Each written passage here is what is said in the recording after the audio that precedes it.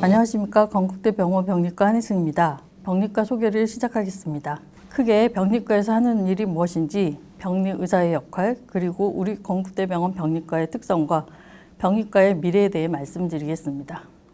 병리과는 병의 발병 기전과 같은 지식을 바탕으로 병원에서 환자로부터 채취한 다양한 검사물들을 주로 분자적, 형태학적, 면역학적, 미생물학적 검사를 통하여 병리학적 진단과 더불어 환자의 치료와 예후 판정에 도움이 되는 다양한 병리학적 지식을 제공하는 과입니다. 병리과가 현미경을 보는 과이다 정도로만 알고 계신 분들도 많을 것 같은데요. 구체적으로 어떤 식으로 업무가 진행되는지를 간단히 말씀드리겠습니다. 조직생검이나 수술을 통해 얻어진 검체가 병리과에 오게 되면 먼저 병리의사가 눈으로 검체의 병변의 특성을 관찰하고 우리가 현미경으로 보고자 하는 병변 부위를 잘라 넣는 유광검사를 하게 됩니다. 잘라 넣은 조직 블럭을 포르말린에 고정시키고 파라핀을 채운 다음에 그 절편을 유리 슬라이드로 제작하고 H&E 염색을 하여 현미경을 통해 관찰하고 최종 진단을 내립니다. 악성 종양의 경우 침륜 정도나 림프절 전이 여부 등을 판독하여 수술 후 병기를 결정하게 됩니다. 그리고 수술 중에 절제연에 종양 유무를 보거나 이후 수술 방침 결정을 위해 급하게 진단 확인이 필요한 경우에는 동결 전편 검사를 하게 됩니다. 병리과 의사가 하는 일의 영역은 과거에 비해 많이 확장되었습니다.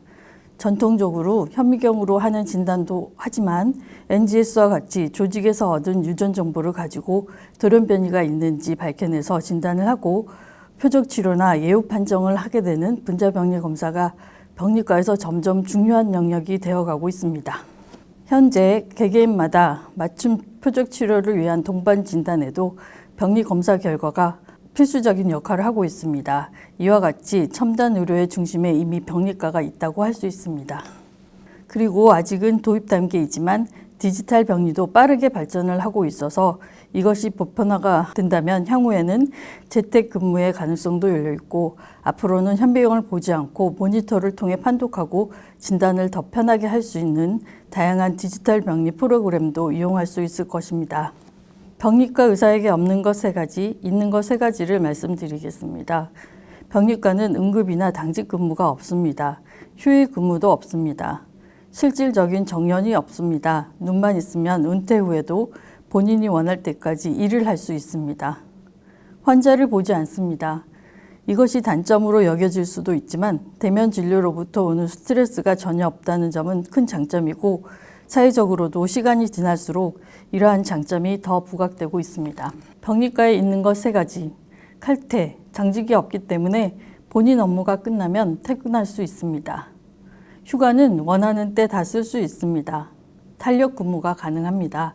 근무 중에도 시간을 어느 정도 자유롭게 조절해서 쓸 수 있다는 것이 큰 장점입니다. 당장 해야만 하는 응급 업무가 없기 때문에 내가 일하는 시간을 내가 조절할 수 있습니다. 음악도 들으면서 일할 수 있습니다. 저희 건국대 병원 병리과의 특징을 살펴보겠습니다. 전공의는 기본적으로 유광검사에 슬라이드 판독 준비를 하게 되는데 교수님들 바로 옆에서 함께 현미경을 보면서 진단하는 것을 배우게 됩니다. 건국대 병원 병리과는 진단 능력을 키우기에 충분한 다양한 검체를 경험할 수 있는 규모가 되면서도 대형 병원에 비해서는 과중한 업무에 치여 일만 하지 않고 중간에 공부하면서 일할 수 있는 시간적 여유가 있기 때문에 삶의 질과 워라밸을 어느 정도 지킬 수 있습니다. 전공의가 귀한 과이기 때문에 전공의를 아껴주고 존중하는 분위기에서 마음 편히 생활할 수 있습니다. 병리학회에서는 매년 전공의들을 위한 다양한 교육을 제공하고 있는데 이런 교육과 학회 참석도 모두 지원되고 코로나 상황이 아닐 때에는 해외 학회도 가게 됩니다. 그리고 국내 최초 액상병리 검사실과 최신 분자 검사를 할 수 있는 분자 검사실을 갖추고 있어 연구와 첨단 의료에 있어서도 지리지 않는 역량을 가지고 있고 이를 바탕으로 다양한 지식을 습득할 수 있습니다. 병리과의 미래에 대해 말씀드리겠습니다. 병리과의 진로는 아시다시피 주로 대학병원과 종합병원의 병리과에서 근무하는 경우가 가장 많습니다. 대학 교수로 남을 수 있는 확률이 다른 과에 비해서 많기 때문에 이러한 진료를 원하시는 분들은 병리과가 좋은 선택이 될 수 있습니다. 하지만 진로는 생각보다 더 다양하게 있습니다. 시젠 녹십자와 같은 대형 검사센터에 취직을 하거나 국가수에 가서 법의관으로 일할 수도 있습니다. 직접 병리과 의원을 개원하는 경우도 있습니다. 병리과는 몇 년간 미달이 심하기 때문에 지금 구하는 곳은 너무 많은데 다들 사람을 못 뽑고 있는 실정입니다. 그래서 취직 자리는 보장이 된다고 할 수 있습니다. 그리고 병리과의 보수도 다른 과와 비교해서 크게 차이 나지 않고 로딩에 대비해서는 더욱 적다고 할 수 없기 때문에 병리과 의사의 근무 만족도는 대체로 높은 편입니다. 마지막으로 요즘 학생이나 인턴들이 많이 궁금해 하시는 것이 AI가 도입되면 병리과 의사가 할 일이 없어지지 않느냐는 것입니다. 병리 조직은 종류가 너무나 다양하고 일정하게 수치하기 어렵기 때문에 AI가 맞출 수 있는 영역에는 한계가 있습니다. 그래서 최종 진단은 병리의사가 할 수밖에 없고 병리의사가 필요할 수밖에 없습니다. 현재 개발되어 있는 AI 프로그램도 할 수 있는 범위가 굉장히 한정되어 있습니다. AI를 활용한 컴퓨터 프로그램을 진단에 활용하고는 있습니다.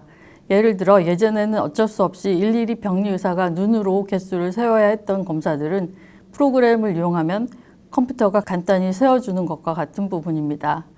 AI는 병리의사의 시간과 노력을 절약해주는 보조 역할로 활용될 수 있지만 병리의사를 대체할 수는 없을 것입니다. 만약에 병리의사의 업무를 모두 대체할 수 있는 때가 온다면 그때는 아마도 대부분의 의사가 AI로 대처될 수 있을지 모릅니다. 많은 관심 바랍니다. 감사합니다.